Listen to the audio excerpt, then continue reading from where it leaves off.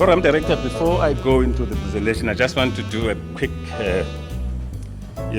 brief of our background, where we come from as a zone, and then I will fast forward it to the current 5-year cycle, which is our Vision 2020.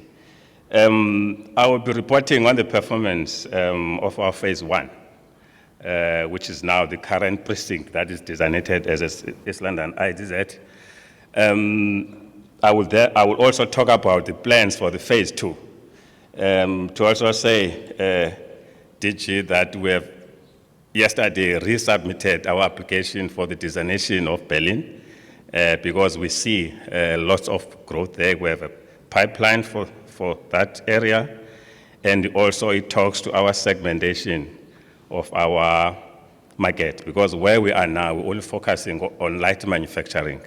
And we think that there is a big role that we could play in also targeting those heavy industries, but also more importantly, that Berlin is in an area that has got serious poverty.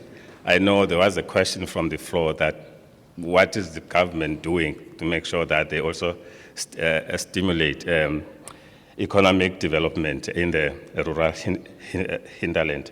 In terms of the sectors, we are still focusing on automotive, advanced manufacturing, ICT, which is part of international tradable services as per the SEZ Act, agro-industries, aquaculture, and renewable energy. All these sectors, we have, our approach has been, we go into a sector, we do a research study, we analyze the value chain of those sectors, we identify the opportunities that we can target, and then package projects around those. So all of those six sectors, they've got package projects, and we're still following a cluster approach. For instance, the automotive cluster is up and running, you will see. The aquaculture in terms of infrastructure is completed. Now we are looking at developing your agro-industrial one. In terms of the presentation itself, I'll just talk about priorities in the interest of time. First being the development and diversification industrial. That's what we want to be driving, and the simple reason there, more especially around diversification, is the realization that the economy of East London is centered around automotive, and therefore the cyclical nature of automotive sector means that there are risks involved there if you were to focus on that sector only. So we have a deliberate strategy to diversify now from the automotive sector into other sectors as well. But we had to consolidate first the automotive. Hence, it was the first cluster that was operational. To ensure the economic enabling infrastructure upgrade to improve our value proposition, I think the point was made here that without infrastructure, you will not be able to be attractive. So we understood that. Leveraged broad-based industrial transformation and impact. I think it's important. I think as part of what the Deputy Minister was saying is that we need to constantly assess our impact. And in fact, in listening to what was being said as a strategic framework of DTI, there's a lot of alignment between what DTI is saying and what our strategy says. This dialogue happens just a week after, 2 weeks after our strategy, or what we call Vision 2025, has been approved by our board. Of course, prioritize long-term sustainability. There's always this tension, though, these two heads. On the one hand, you want to be developmental, but also on the other hand, you want to be sustainable. So it's a balancing act. This is now our target for what we call Vision 2020. In other words, what we had targeted for the current 5-year cycle, which is ending at the end of this financial year. In terms of the value of investments, we were targeting 5 billion worth of investment, new investors 23. I think those are the figures. Manufacturing jobs 5,758, internships 190. Because we believe also that if an area has got the availability of skills, it actually adds to the, to the attractiveness of it. Train 317 entrepreneurs through our SDP. Again, it's important that as we move forward, we also create, our SMMEs, we also create our entrepreneurs. And we do that through our Science and Technology Park, which I will going to be reporting on. And obviously, because we're getting money from DDI through their SCZ funding, we are also measuring the impact that we are making in terms of the construction jobs. They may be temporal, but at the end of the day, at least there's something that people get. Also, we had a target of 448 CSI beneficiaries, because we are saying that whatever cent that we're getting, because currently, in terms of our own operations now, the split is 63-33. In other words, now, the contribution we're making to our own operations is actually more than what government is giving us. And the little bit that we get, we also use that for our CSI programs, but also we had a target of 46 bursaries that we are awarding to our employees. Then, fast forward, if you look at where we are now in terms of those targets, if you look at the number of new investors, the target was 23. As at the end of the last quarter, which ended in December, we had 25. Therefore, we have exceeded that one. In terms of the value of investment, the target was 3.2 billion. But as at the end, again, of the third quarter, we're at 5.3 billion. We have exceeded that.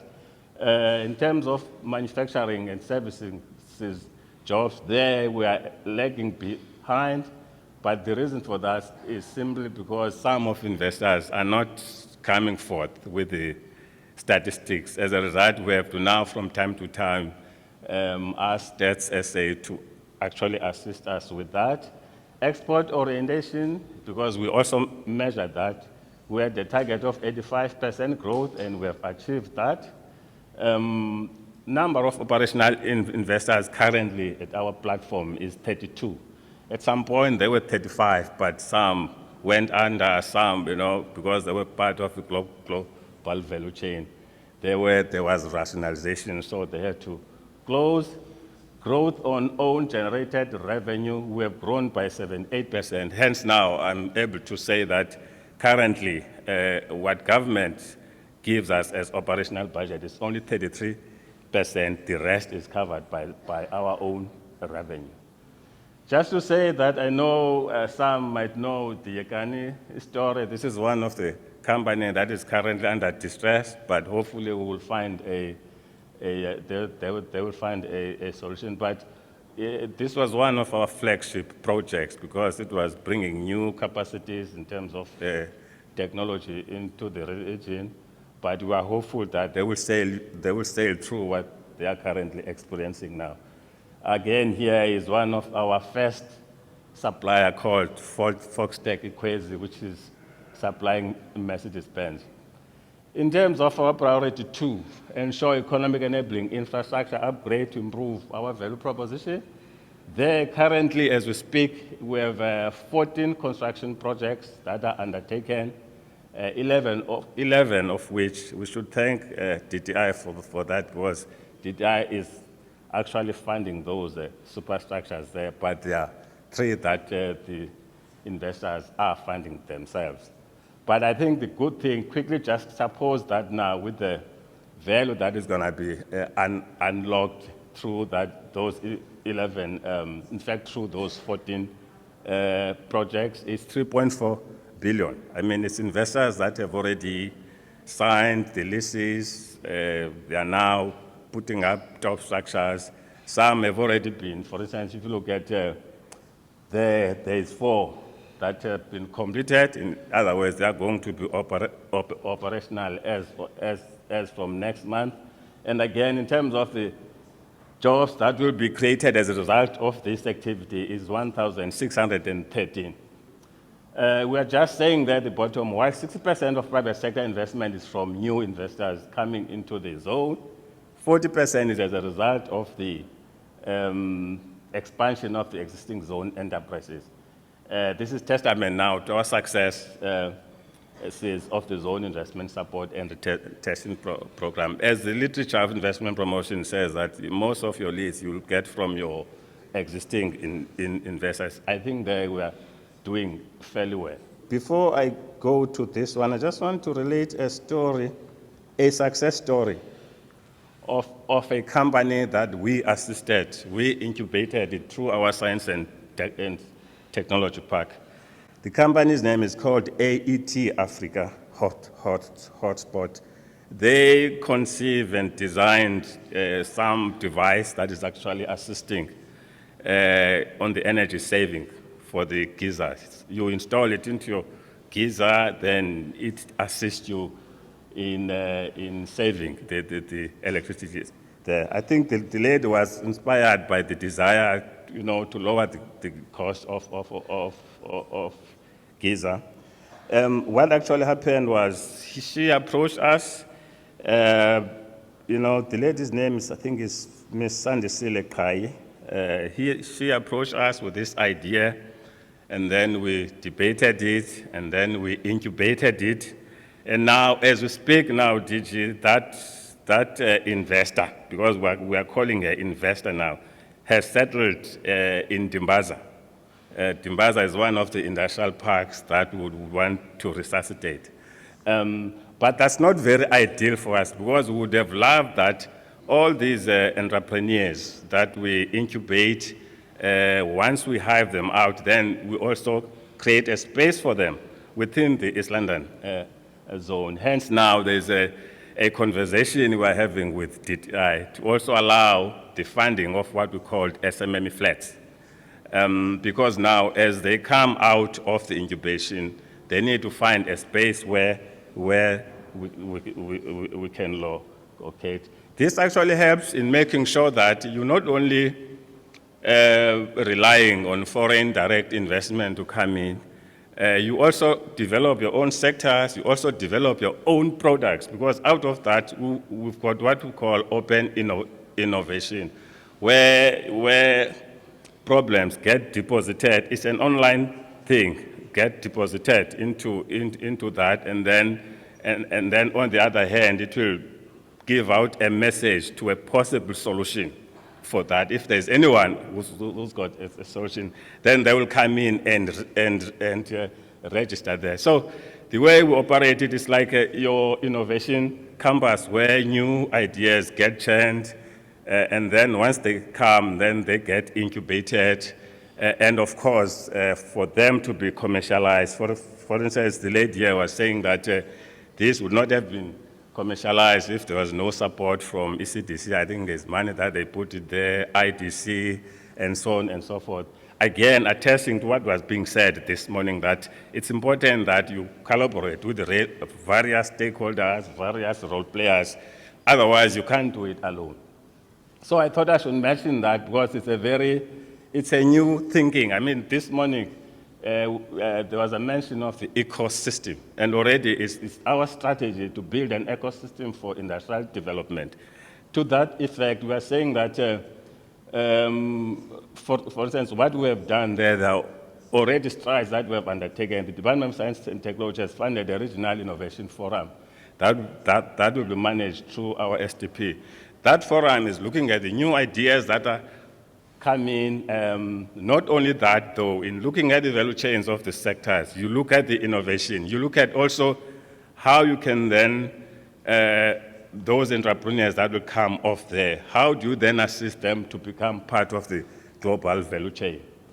One biometric system prototype developed, that's a new innovation, that one, 2 prototypes under development as we speak. The Renewable Energy Center, where we're training on renewable simulator in partnership with the University of Fort Hare. It's under innovation, incubation. We have 3 incubators that we have hosted there with 161 SMMEs incubated by the end of the 3rd quarter. We are lobbying now for the manufacturing incubator. Again, we are discussing with DTI. They've already funded 50% of it.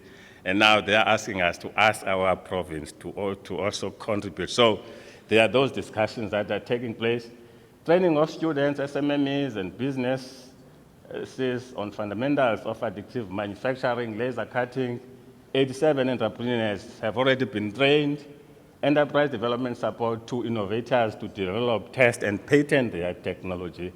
And if you see the DG, if we were to be successful there, this ecosystem that we are talking about, we will actually realize. We are also, as part of now, also contributing, because we feel that as part of this ecosystem, only focusing on the impact in the precinct that is designated as a SZ is not going to be enough. Our impact must be felt in the rural hinterland. Hence, we are also running a testing laboratory there with 14 accredited methods.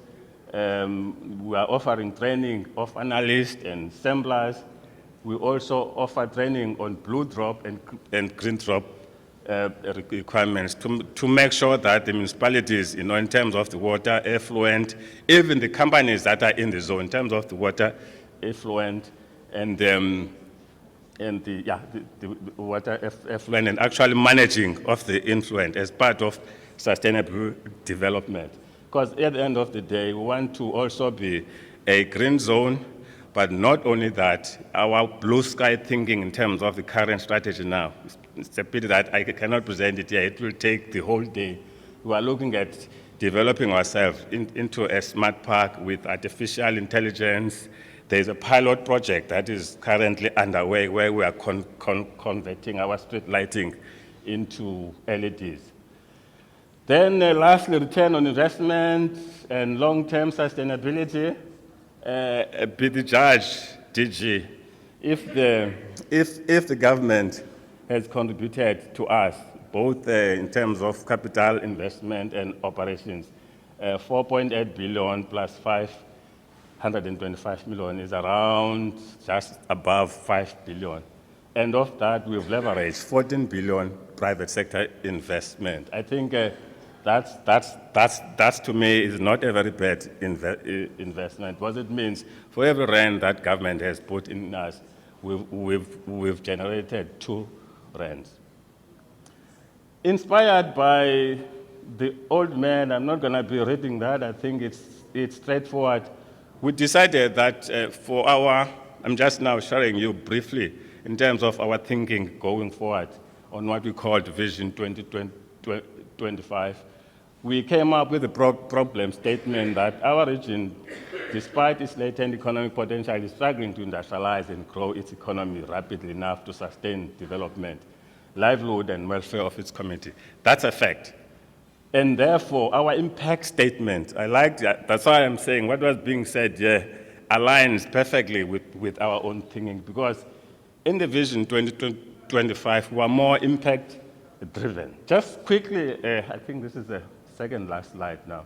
If you look at this column, we are saying that whatever that we do in terms of impact, it should lead to the growth in the fixed capital formation. It's important that there's a growth of capital formation so that from which the investment then can thrive. It's important that there's an improved competitiveness of our targeted sectors. Hence, I was talking of the value chain analysis and all of that. It's important that what we do broaden inclusive and transformed economic participation for state-targeted beneficiaries. So from there, then you've got your outcomes that will lead to your impacts. And then in between, though, at the end of the day, you want to have an industrial ecosystem that is conducive to economic prosperity. And obviously, as you go, that outcome is a result of the outputs. Here you would have your key performance indicators and the strategic goals. So that's our thinking, what we call our institutional theory of change to make sure that whatever we do, we think about the impact of it at the end of the day. Lastly, this is now our vision 2025 destination, attracting new investors worth 3 billion. We are mindful of the fact that this cycle is going to be without the automotive. Unfortunately, in fact, I should say that our trend is different from the national trend because your most performing sectors is actually manufacturing, which we think it's what the SEZs were created for.